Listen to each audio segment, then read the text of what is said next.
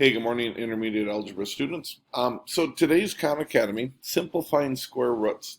It's not the most difficult in the world, but it has been confusing for several over the years. So I want you to pay close attention to this. I will get through it as quickly as I can, but I do want you to listen closely. So there's kind of two ways of looking at how to solve these. I do a more efficient method, but there's one method that always works. I'm first going to go through the one that always works, then I will go through the efficient method for doing this, how to break this down. So the first step is to look at, like here we're doing the square root of 200. Look at this, and we want to break this down into a prime factorization tree. So we want to think about what times what equals 200. Well, you might say off the bat, well, 10 times 20 equals 200. And you'd be right, 10 times 20 does equal 200.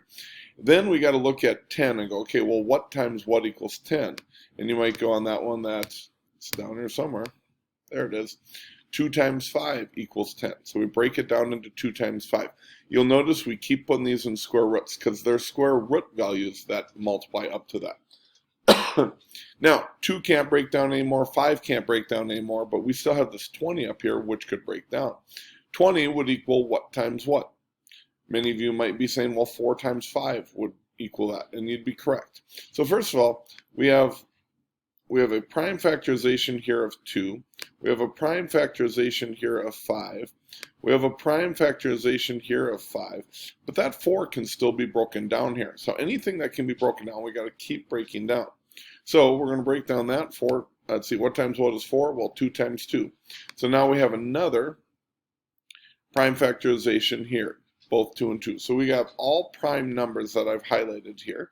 So now what good does that do us? Well, anytime you have two numbers which are identical, so you'll notice right here I've got two 2's that are identical in the square roots, that makes a real 2. So we put a 2 right down here. Okay. You might notice right here I've got a 5 right here and another 5 right here for 2 prime factorization 5's. So again, I have another 5, so I'm going to put times 5. So those go on the outside of the absolute value bars right there, those two do, and we'll multiply those together. And what stays on the inside, so let's see here, I'm just going to cover up what we've used. We use that 2 and this 2 to make the real 2. Then we use this 5 and this 5 to make a real 5. You'll notice I still have a 2 left over. There's nothing else out here that can match up with this one.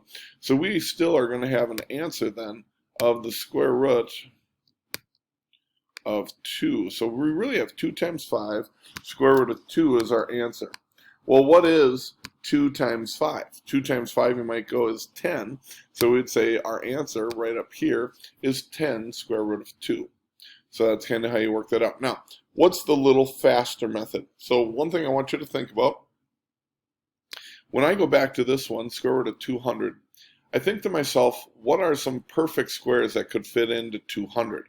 And so I think, what is the biggest square that I could find that goes into 200? And so when I look at this, I actually go, well, the square root of 100 is a really big, perfect square root. So the square root of 10 times square root of 2.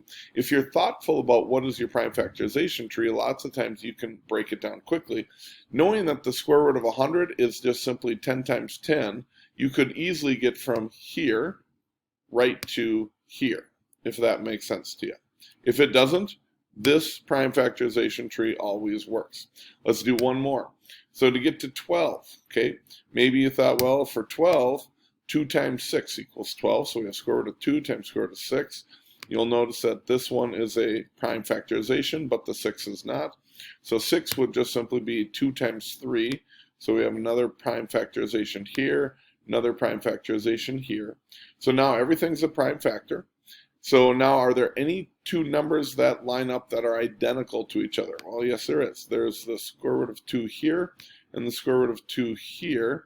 So those two make a real 2, and I'm left over with that square root of 3. Okay.